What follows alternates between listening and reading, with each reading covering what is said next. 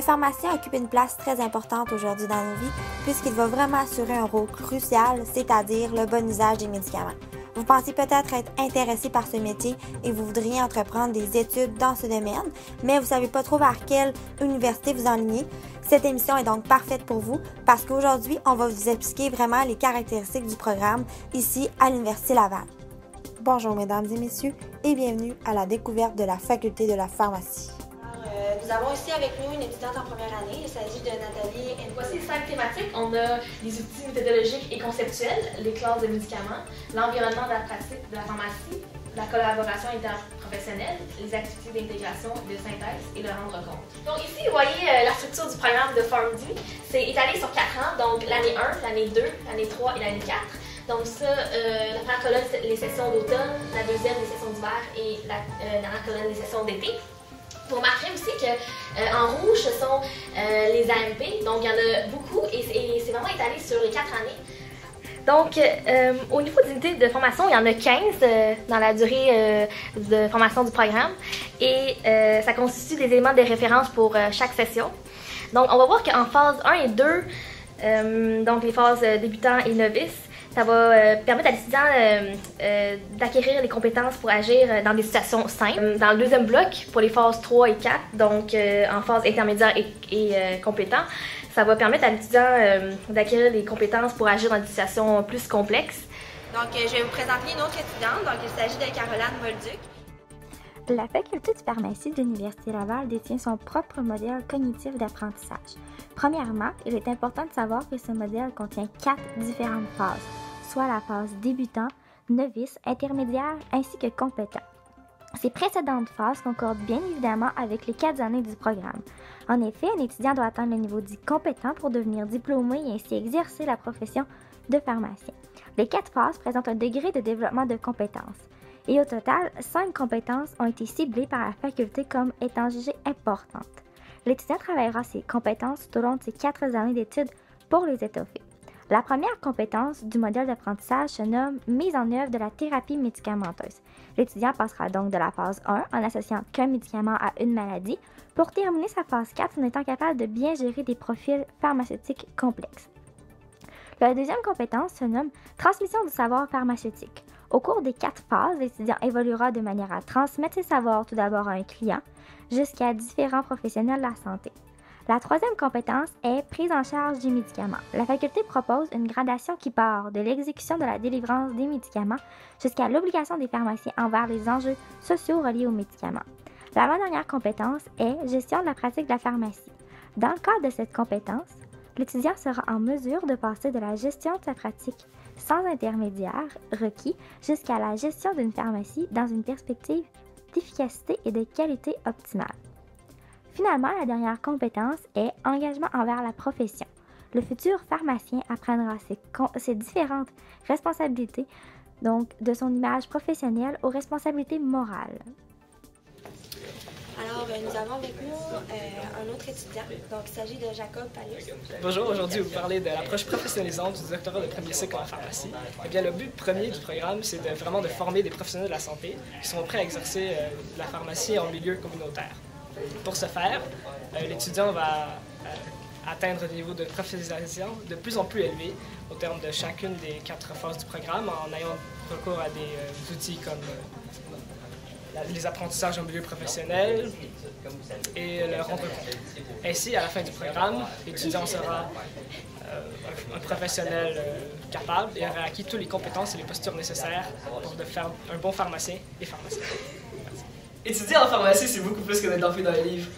Avec les nombreuses activités organisées par les comités étudiants ou par la faculté, comme la soirée de vin et fromage, la soirée de remise des sarraux, les semaines d'énation ou les nombreux événements sportifs, on ne s'ennuie jamais. Donc, j'ai choisi la faculté de l'Université Laval parce que le programme est axé sur 5 apprentissages. Donc, tout au long des 4 années, on va mettre l'accent sur ça et dans chacune des années aussi. Donc, premièrement, il y a l'apprentissage théorique. Ça se fait en classe. On apprend, dans le fond, les médicaments, comment se déroule une consultation pharmaceutique, comment exercer, puis évidemment, l'organisation du corps humain. Ensuite, on va aller au niveau des apprentissages pratiques. Il y a le lab de préparation de produits stériles, le lab informatique, le lab galénique, les jeux de rôle, les études de cas, tout ça qui vont nous permettre d'intégrer ce qu'on a vu en classe. Ensuite, il y a l'apprentissage par simulation qui va, dans le fond, nous permettre de créer des situations qu'on va voir dans nos pratiques de tous les jours. Et par la suite, il y a les apprentissages en milieu pratique, appelés aussi AMP. C'est réparti sur 41 semaines durant les 4 ans du Farm Day. Et finalement, il y a un retour sur les apprentissages qui se fait en classe et ça nous permet de voir un peu ce qu'on a appris à la faculté et de peser nos faiblesses et nos forces. Il y a un lab de galénique pour l'apprentissage pratique, entre autres. Puis ici, on voit 2 étudiants et ils sont moins habillés comme ils doivent l'être au lab de galénique. Un élément important du programme est la communauté d'apprentissage. Celle-ci est composée de 32 élèves et d'un responsable d'encadrement qui se rencontrent de temps en temps pour partager leur expérience ou leur connaissance ou faire un des nombreux travaux d'équipe. La compétition est finie, donc l'esprit d'entraide est vraiment là et c'est vraiment le fun. Sinon, la responsable d'encadrement est une excellente personne ressource qui aide avec le reste du personnel de la faculté à garder un encadrement continu des élèves et pour aider les élèves à diriger vers des personnes ressources en cas de problème. Donc, il existe aussi d'autres domaines qu'on peut aller suite à l'obtention du diplôme. Premièrement, dans l'industrie pharmaceutique, donc c'est vraiment où on va faire la recherche et le développement, la promotion, puis la fabrication des médicaments. Donc, ça va vraiment de la découverte de la molécule jusqu'à la commercialisation finalement du médicament. Puis encore là, on va travailler avec une équipe interdisciplinaire, donc avec des pharmacologues, avec des biologistes, des ingénieurs. Donc, il y a d'autres milieux aussi pour le domaine de pharmacie. Donc, on peut travailler au niveau milieu universitaire. Donc, on parle plus vraiment d'être un professeur ou d'être chargé d'enseignement. Il y a aussi au niveau des organismes gouvernementaux. Donc, travailler par exemple à l'Ordre des pharmaciens du Québec. Ou aussi, on peut travailler en santé publique, par exemple au CLS. Puis, il faut garder en tête aussi qu'il y a certains milieux qui nécessitent des études supérieures, comme par exemple pour devenir chercheur. Donc, l'une des premières débouchés, probablement la plus connue ici à Québec, c'est vraiment le pharmacien en communautaire. Donc, comme une pharmacie comme Famille Prix, Prix Louvinet, donc différents types de bannières.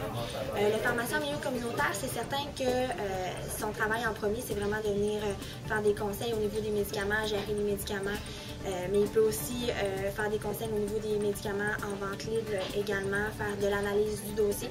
Donc, il y a vraiment des tâches connexes associées aux pharmaciens.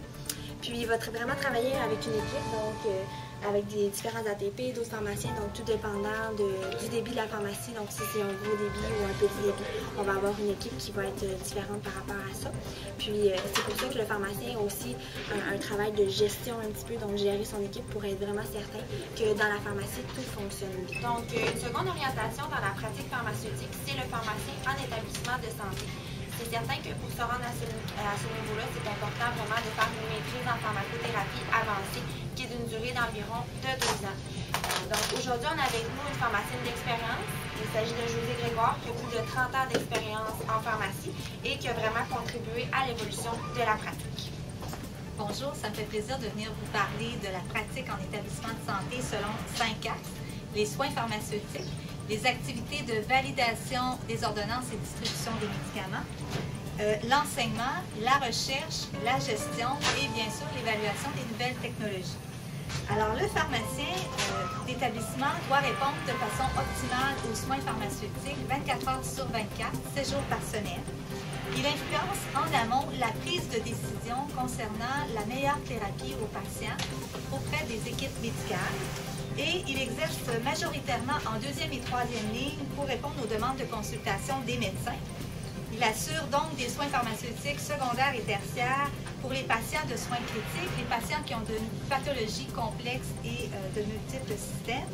Et il va aussi élaborer les protocoles de traitement et les ordonnances collectives avec médicaments. Et il va contribuer activement à la formation et l'enseignement des étudiants de premier cycle et deuxième cycle universitaire et à la recherche clinique et évaluative. Et il est le spécialiste du médicament, mais il est surtout en établissement de santé le spécialiste de la pharmacothérapie avancée. Bon, bref, nous espérons avoir piqué votre curiosité par rapport au programme de doctorat de premier cycle en pharmacie. Puis, dans le fond, tant par sa structure que son approche professionnalisante, le modèle d'apprentissage et débouchés que va offrir ce programme-là, le programme est vraiment conçu, préparé dans l'optique de vraiment favoriser l'apprentissage des étudiants. Être pharmacien à l'Université Laval, c'est vraiment d'avoir le pouvoir de pouvoir faire la différence dans la communauté dans un avenir approché. Alors, c'est ce qui conclut notre émission pour aujourd'hui. Si vous voulez plus d'amples informations, allez au site qui apparaît ci-bas.